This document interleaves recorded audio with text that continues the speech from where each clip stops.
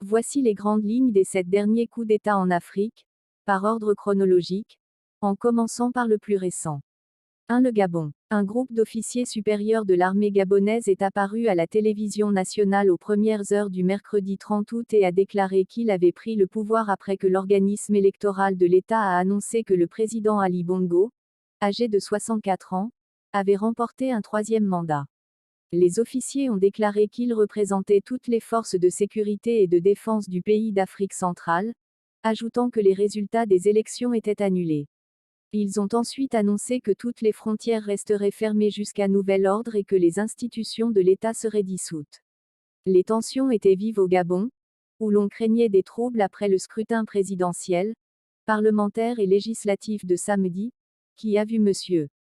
Bongo chercher à prolonger la mainmise de sa famille sur le pouvoir depuis 56 ans, tandis que l'opposition poussait au changement dans ce pays riche en pétrole et en cacao, mais frappé par la pauvreté.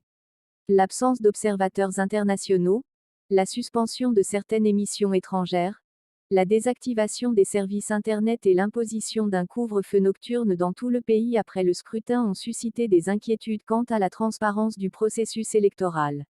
2. Le Niger. Le 26 juillet 2023, des militaires annoncent avoir renversé le président Mohamed Bazoum.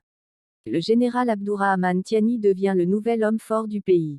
La Communauté économique des États de l'Afrique de l'Ouest, CEDEAO, annonce le 10 août son intention de déployer une force régionale pour rétablir l'ordre constitutionnel, tout en continuant de privilégier la voie diplomatique. Les militaires proposent une période de transition de 3 ans, maximum avant de rendre le pouvoir aux civils. 3. Burkina Faso. 2 putsch en 8 mois. Le 24 janvier 2022, le président Roch-Marc Christian Kaboré est chassé du pouvoir par des militaires. Le lieutenant-colonel Paul-Henri Sandaogo Damiba est investi président en février. Le 30 septembre, Damiba est à son tour démis de ses fonctions par des militaires. Le capitaine Ibrahim Traoré est investi président de transition jusqu'à une élection présidentielle prévue en juillet 2024. 4. Soudan. Le 25 octobre 2021, des militaires menés par le général Abdel Fattah al-Burhan chassent les dirigeants civils de transition, qui étaient supposés mener le pays vers la démocratie après 30 ans de dictature d'Omar el-Béchir, lui-même destitué en 2019. Depuis le 15 avril 2023, une guerre due à une lutte de pouvoir entre le général Burhan et son ancien second Mohamed Hamdan Daglo a fait au moins 5000 morts dans le pays. 5. Guinée. Le 5 septembre 2021, le président Alpha Condé est renversé par un coup d'État militaire. Le 1er octobre, le colonel Mamadi Doumbouya devient président. Les militaires ont promis de rendre la place à des civils élus d'ici à fin 2024. 6. Le Mali. 2 coups d'État en 9 mois. Le 18 août 2020, le président Ibrahim Boubacar Keïta est renversé par des militaires. Un gouvernement de transition est formé en octobre. Mais le 24 mai 2021, les militaires arrêtent le président et le premier ministre. Le colonel Assimi Goïta est investi en juin comme président de transition. La junte s'est engagée à rétrocéder la place aux civils après les élections prévues en février 2024.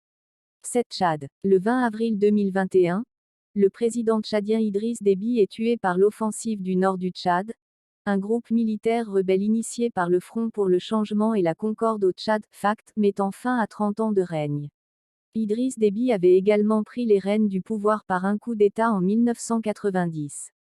Son fils, Mahamat Idriss Déby Itno, alors jeune général de 37 ans, est devenu président par intérim alors qu'une élection présidentielle spéciale était prévue pour 2022.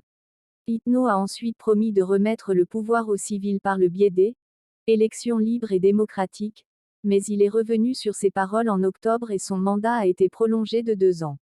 Le régime de la junta a mené des pays à exprimer leurs inquiétudes quant au retard du retour à la démocratie. Ainsi, l'ambassadeur allemand au Tchad a été déclaré persona non grata par le gouvernement en avril pour son attitude impolie, et a été expulsé du pays. Entre-temps, les affrontements se poursuivent dans le nord du pays, le FACT étant considéré comme étant sous la protection du commandant militaire et homme politique libyen Khalifa Haftar.